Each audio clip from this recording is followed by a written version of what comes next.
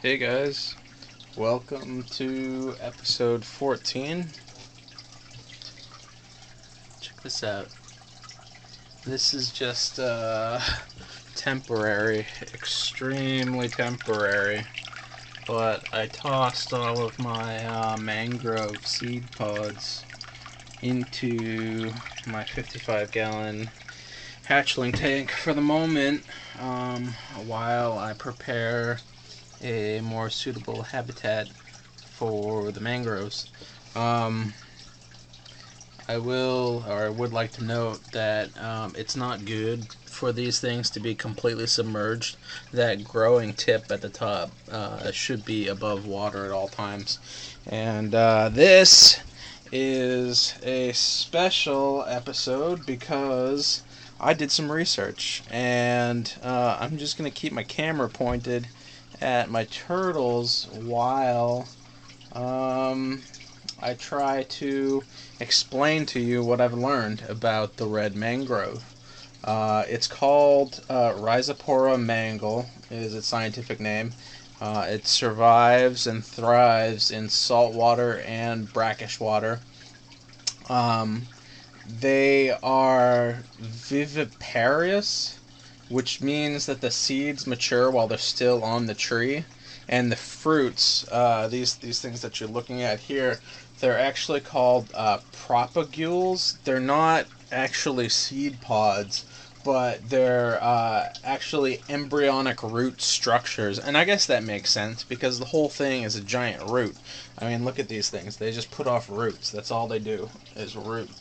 Um, the red mangrove, I guess, is unique in that it does this, and because it does this, it tends to dominate other types of mangroves, like black mangroves.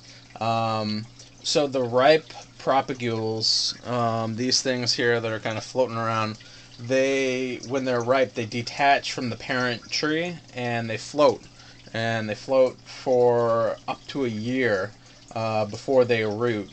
And actually, I was lucky because my vacation coincided with the time that they ripen, which is in October and November along the Gulf Coast. Um, and they actually have the ability to float both horizontally and vertically. You can see a couple up at the top. They're kind of on the surface, but most of them are floating vertically here. Um, so they float until they hit land, and then the bottom end kind of acts as a pencil anchor. And if you can imagine some waves washing these a little bit, the tip tends to anchor while the top kind of sways back and forth, which is really kind of neat to watch in the wild. But they find land, and when they come to rest in shallow water, and only after they've remained still, they'll send off their roots and their leaves. They're basically, the seed is looking for the best possible time to sprout, and that's why it takes up to a year before that happens. Um, Things called prop roots are the first to grow, and those are the big fat roots that you see coming off here.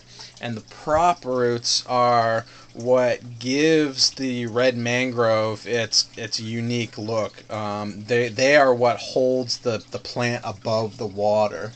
And when those prop roots hit bottom, when they hit sand or soil, then only after that will the regular roots really start to take off.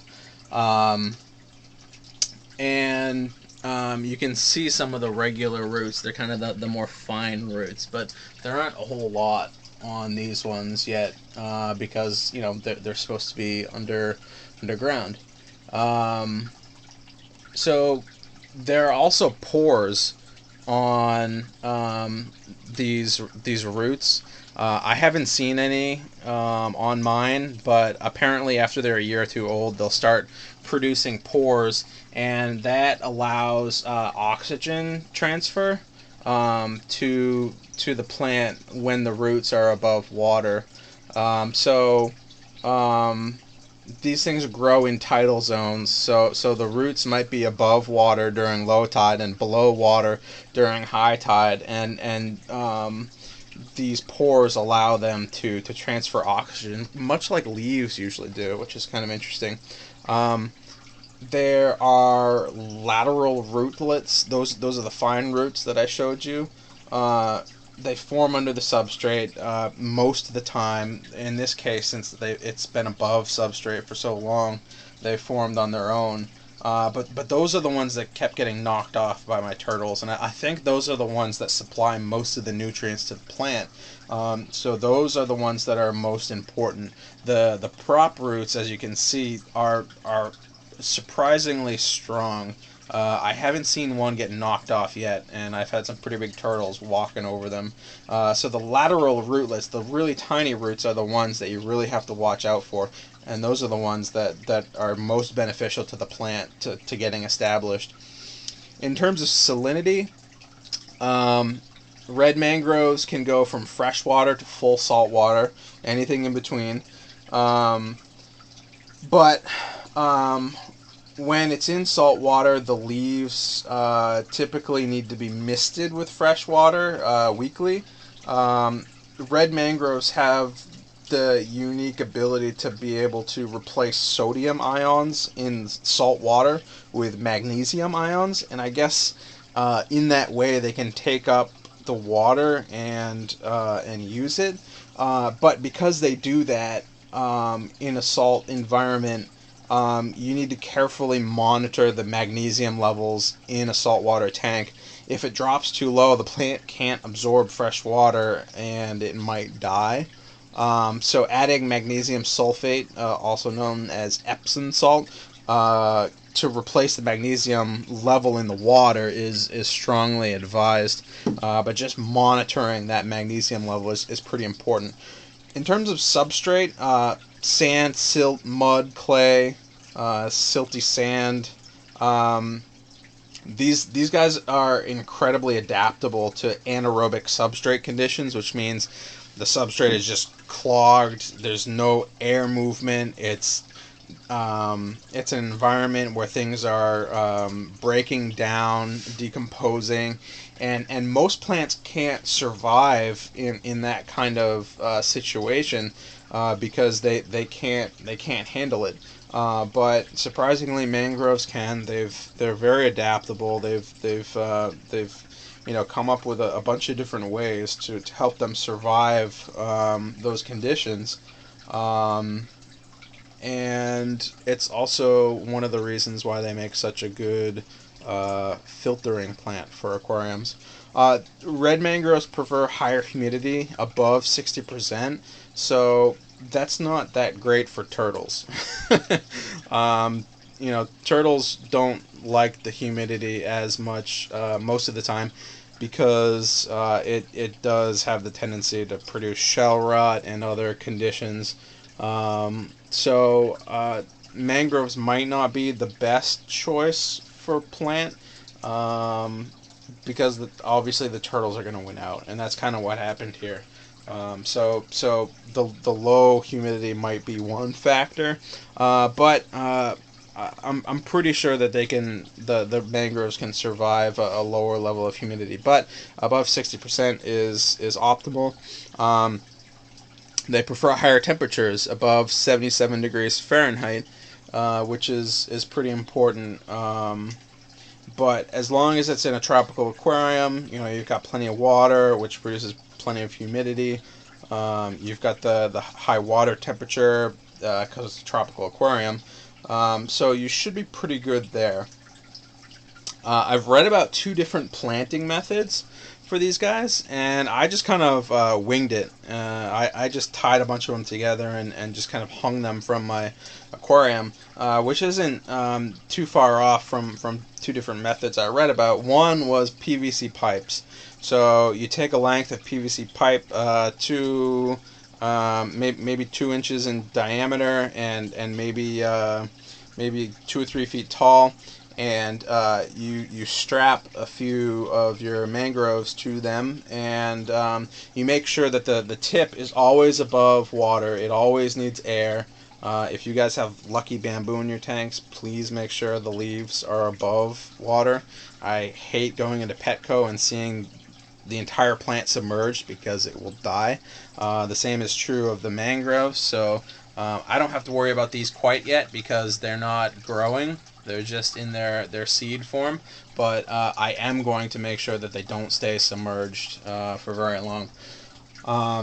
So the tip is always above, the roots are always below water, and as the roots grow, you can move the mangrove plants up or down the PVC pipe to make sure that the top is always above and the roots are always below. Eventually what will happen is the roots will hit the bottom, and at that point you can remove the PVC pipe and let the plant just kind of grow by itself. Another method that I read about is floating a polystyrene raft. So the 3D backgrounds are made out of polystyrene. You can get it at any hardware store. If you poke a hole through them, or poke a bunch of holes through a piece and lay it flat on the surface of the water, and then you insert your mangrove seeds into it in such a way that the tip is above water and the lower brown portion is in the water below the polystyrene, the roots will form underwater and the leaves will form above water, and it's a good way to make sure that they always stay where they need to be. And again, you can remove the polystyrene once the plants have rooted by themselves. Red mangroves grow very slowly. They're not very picky about the lighting conditions, but what I've read is use grow lights. Make sure it's full spectrum light. You want at least 40 watts, and it needs to be placed around a foot away from the leaves. Make sure the leaves don't get too hot, and you want a 12-hour day-night cycle. In order for them to grow optimally. Mangroves get all of their nutrients from the water. So, as I mentioned, that anaerobic soil means that most of the roots that are under the substrate aren't going to be absorbing as heavily as the roots that are above or right at the water line. So mangroves are extremely efficient at taking up any of the nutrients that are in the water, bar none, and that might be probably the number one reason why my mangroves died in the first place. They will outcompete algae, they will outcompete other plants, and once they've done that, they're going to start competing with each other, and that's where you start to get the brown, withered leaves. So that was my bad. Moving forward, I'm going to be checking my water.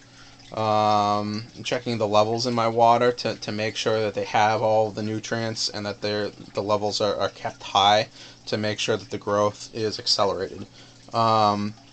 There's some nitrate research that's been done on red mangroves, and mangroves readily absorb all organics, all phosphates, all nitrates from the water, and they can literally zero a tank of nitrates in a single day, which is absolutely incredible. It's one of the reasons why a lot of saltwater aquarium enthusiasts use red mangroves in their sump tanks, in their refugiums, to keep their organics down. But because of that, you need to keep adding those back to the water, and also they go through quite a bit of iron. And it's recommended that you keep an eye on the iron levels in the water and dose regularly with iron additives. So recommended number of trees per gallon.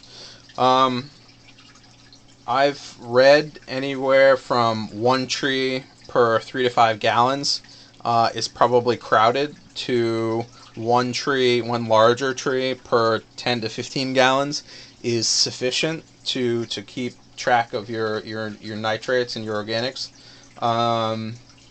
In my case, I'm going to be growing them much tighter together. I'm just going to be dosing them a lot heavier to begin with, and then I'll start to spread them out. And if I see the leaves browning, I'll spread them out even further. So I definitely did overcrowd mine, and I didn't feed them the nutrients they needed, so they died. What are some best practices on how to grow red mangroves? This is what I'm going to follow here in the next few weeks or a few months. So I'm going to start off with an empty tank, and then I'm going to add potting soil to the bottom. I've read that a lot of people who keep aquarium plants do this without any problem. It's a good way to add a stockpile of good minerals to your water and to your soil. Excuse me. And the mangroves might not need that immediately, but it might come in handy over the long run to make sure that nothing crashes. So after you've added some potting soil, I'm going to add some silty sand, like some really fine sand, on top of that to keep all the potting soil down. It's even been recommended to grab actual mangrove mud from habitats where mangroves grow for an optimal condition. But I don't think that's really necessary. It's an anaerobic substance, so really fine sand is going to or clay is going to produce that same consistency, which is fine. The big part here is to include at least a total of 2 inches so that the plants can root themselves. I'm assuming that more than 2 inches is fine. I'll probably do around 3 inches. Then I want to add a heater to keep the water temperature up. I'm going to add a filter or a power head to keep water moving. You need a moderate to high flow rate over the roots just to keep things good, keep things circulating. I'll probably go with the polystyrene raft method. I'm gonna jam a bunch of these plants in a raft and see how they do. It'll let me space them similarly, and if I see that they're starting to brown, I can start breaking them up and putting them into more tanks. I'm going to go with 40 watts, at least 40 watts of light for 12 hours a day. I'm going to use grow lights. I'm going to try to find them around 3,300 K for the lighting temperature. And that will provide lots of red and yellow light, which mangroves like best. And I'm going to make sure that I keep the lights at least a foot away from the leaves.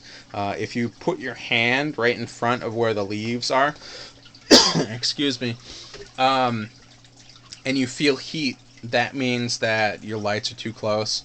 They're producing too much heat, and it's probably killing your leaves. So that's a good test to make sure that you're not harming your leaves.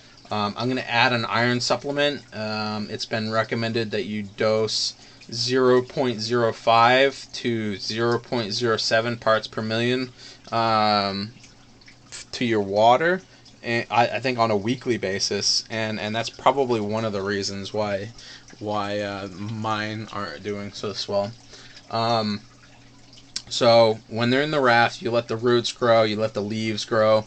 When you have, if you want to keep your mangrove small, the best way to do that is when you have more than 2 leaves, just pinch off all but one leaf, and it'll keep the plant small. Also, I think that helps the plant grow taller faster.